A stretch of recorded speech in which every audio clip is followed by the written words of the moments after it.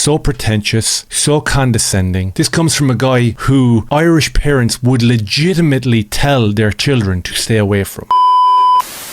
So Conor McGregor faces huge backlash after he appeared in the White House yesterday on the Irish national holiday and raised more awareness for the plight of the Irish people than any government official could have or would have ever done. What is going on in Ireland is a travesty. Our government is the government of zero action with zero accountability. The illegal immigration racket is running ravage on the country. There are rural towns in Ireland that have been overrun in one swoop, that have become a minority in one swoop. And the 40 million Irish Americans, as I said, need to hear this, because if not, there will be no place to come home and visit. And as expected and predicted, the legacy media, which are the long arm of the government who actually fund them here in Ireland, go after Conor McGregor hard and start throwing slanderous names in his direction. Very predictable. We'll have a look at that, and we'll have a look at how in a 30-second blurb from Conor McGregor yesterday, he sent the entire Irish Parliament into complete spiral mode, and every single indoctrinated little sheep who follows the government followed suit and went crazy on social media.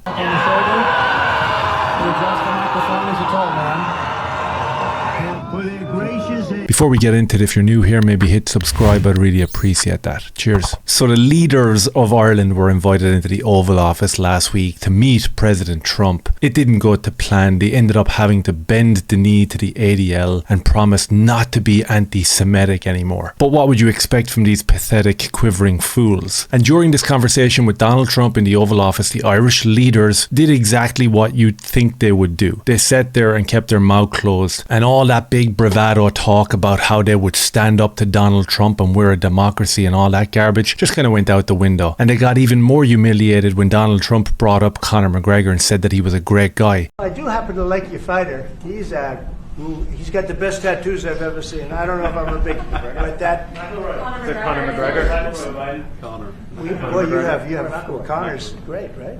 And every single one of the Irish Parliament members and leaders just sat there, didn't say a word. No one behind the camera said a word. They just nodded and smiled like little bitches. Of course, the beacon went out and the mainstream media went absolutely crazy, saying that Donald Trump was receiving huge backlash because of his backing of Conor McGregor and calling him a great guy, which they went on to point out ad nauseum about a civil case where some woman took a case against Conor McGregor and got a few pound out of him after the criminal courts refused to investigate it, after the police refused to investigate it, after pretty much everyone in the establishment said that there was absolutely no evidence there to investigate it. We went to court and we got a few pound, and that is what is being regurgitated now, as I said, ad nauseum, because Conor McGregor went there and absolutely destroyed the Irish government yesterday. And what the mainstream media actually cited as a huge backlash and their proof that people were turning against Conor McGregor and Donald Trump was about 4 tweets from people with LGBTQ flags in their bio and Free Palestine. You know exactly what you're getting when you see them. To my world, I am so sorry to my world. This is not what we want. These very people are the ones that went into complete meltdown last night. I saw a few of them. I didn't dip into them too much because, again, these are crazy people.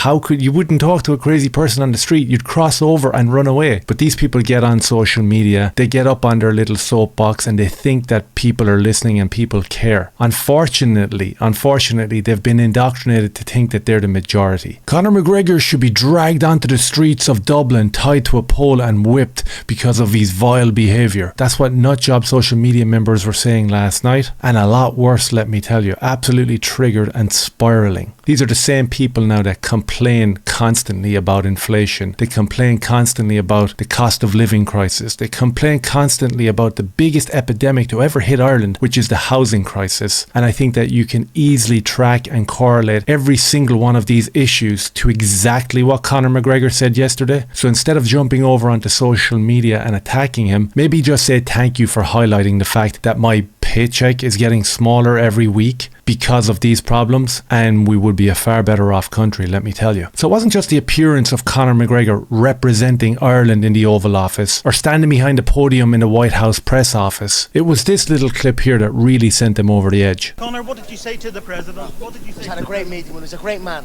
I told him his work rate is outstanding, and I wish him all the best. Conor, the Taoiseach says you don't speak for the people of Ireland. Your response to that? I am an employer of over 200 people, almost 300 people in the country of Ireland. He's an employer of none. Every available metric available to us has shown that the government of Ireland currently has failed the people of Ireland. In 10 years, Dublin city centre has gone from one of the most safest cities in Europe to one of the most dangerous. So shame on him for saying that, speaking down on an Irishman. I won't speak about him personally. Throw a jab, I could throw many jabs at them. I could throw jabs handily at them. However, I speak on the metrics, and the metrics show they've failed the people of Ireland. They do not represent the people of Ireland. Conor, and I'm what here. do you say to people who feel it's inappropriate for you to be here, given... God bless. Absolutely vile, disgusting textbook tactics from this reporter, pretty much embodying how the day would transpire in terms of media coverage of this. Absolutely no consideration to address the points made by Conor McGregor. Pretty much spent the entire duration of this little interview trying to interrupt and bring up a civil case after the courts said that there was no evidence there to investigate. He did not address the categorical facts that Conor pointed out in terms of Dublin becoming one of the safest cities in Europe, if not the world, to now being one of the most dangerous. Didn't address the fact that the Irish government are currently and have been for the last 5 years engaged in a human trafficking racket. Absolutely not. Didn't go near any of them. Just wanted to talk about a civil case to get that soundbite. But Conor was too clever for him and wouldn't allow it. What is going on in Ireland is a travesty. Our government is the government of zero action with zero accountability. You know, our money is being spent on overseas issues that has nothing to do with the Irish people. The illegal immigration racket is running ravage on the country. There are rural towns in Ireland that have been overrun in one swoop, that have become a minority in one swoop.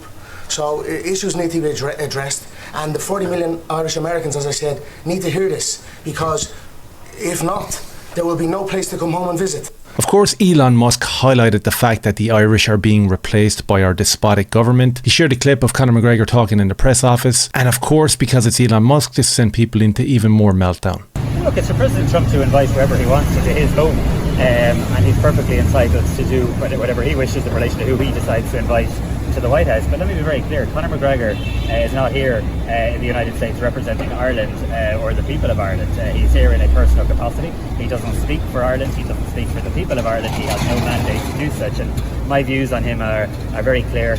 Well established previously. Conor doesn't have the mandate to speak for the Irish people because he's a convicted criminal in the eyes of Simon Harris and his ilk. But a quick Google search here will tell you that Simon Harris is in no position to speak about controversies or past behaviour. The absolute nut job. National Children's Hospital cost overruns. One of the most prominent controversies linked to Simon Harris, who speaks for the people of Ireland, by the way, stems from his tenure as Minister for Health between 2016 and 2020. During this period, he oversaw the development of the National Children's Hospital, a project plagued by massive cost overruns and delays. Initially budgeted for 650 million, the cost escalated to 2 billion, making it one of the most expensive healthcare projects in the world. Critics, including opposition politicians, accused Harris of mismanagement. So 1.5 billion of an overspend from this guy who wasn't able to do the books and get this project over the line. And did he get fired? Did he get reprimanded? Did he get removed from his position as a TD and a representative of the people with a mandate? No, he got promoted. He became the leader of Ireland. Is that the only controversy that he's been involved in? Absolutely not. The cervical cancer screening scandal, absolutely appalling. 200 women received false negative test results, with errors later covered up by the state. This led to a delayed diagnosis and in some case terminal illness. Simon Harris is legitimately responsible for the death of Irish women. And people are losing their mind because Conor McGregor went out there and spoke on behalf of the Irish people and the plight which they are under. Simon Harris has been repeatedly criticised for failing to deliver on promises made to the children with scoliosis and spina bifida, as well as their families. During his time as Health Minister, he pledged to reduce waiting times for spinal surgeries and critical issues for these patients. However, wait for it, have a guess what happened. The waiting list remained extremely long and surgeries remained completely delayed. He had that confrontation with the disability worker in a shop last year, highlighted all over the internet, but not so much in the media, of course. And he absolutely had this disgusting exchange, disgraceful behaviour from this cretin. And don't even get me started on the foreign policy and trying to remove the neutrality of Ireland. Who gave you the mandate to attempt to do any of that.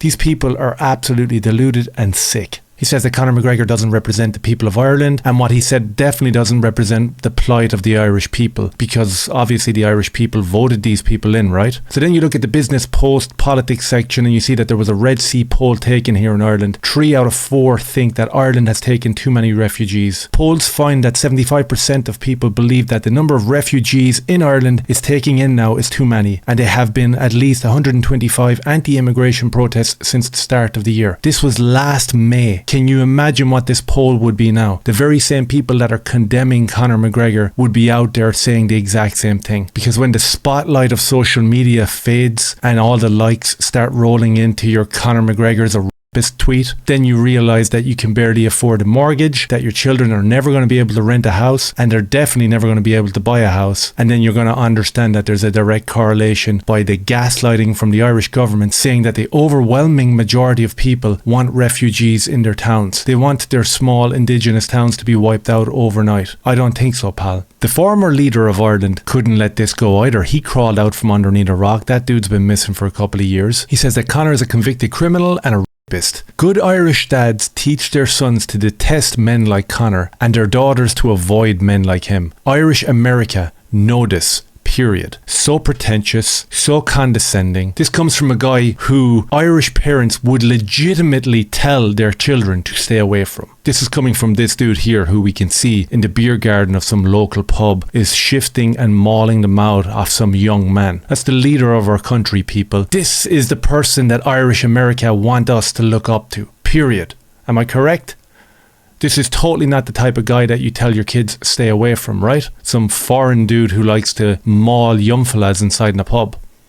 The absolute audacity of this scumbag to crawl out of his little shithole and go after Conor McGregor. And you ask yourself the question, does he actually think that people believe him? Or is it just a paid gig? Did he receive the text message, round up the troops, get out there onto Instagram and condemn Conor McGregor? Sad. So Conor absolutely smashed it in the Oval Office yesterday, sent the entire legacy media and the government which employs them into complete spiral. These absolute scumbags think that they have pacified the Irish people. I don't think so. Conor doesn't think so. And we couldn't have asked more for the Irish representative in the Oval Office yesterday. Conor McGregor, we appreciate you, pal. Cheers.